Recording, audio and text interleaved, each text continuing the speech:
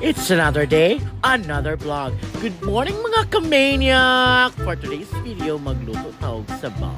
So kinanglan natin ng mga gulay like pechay, gabi, tanglad, kamatis, atsal, sibuyas bombay, tapos butangan, patsyutatog sibuyas dahon.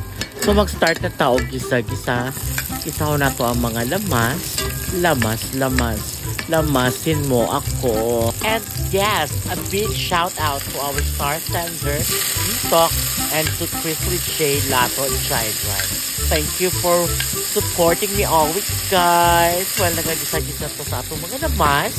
So, ato na pong ihulog ang gabi aron mahumok siya. So, no, lamasin mo din. Ibutang ang tanglad. So, ibutang na ito ang karne para ma-appear siya sa gisa. Pagkatapos, ibundak lang nato siya. Hantod nga magtubig nga no. Ato alang siyang pakuan-kuan ng gamay, pakulo-kuloon.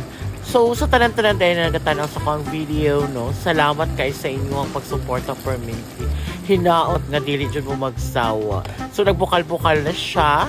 So, atuan na siyang timpla-timplahan, no. Tapos, pabukalan ulit. Kung taga-asa ka, i-comment mo. Bye! Thank you for watching. God bless you all.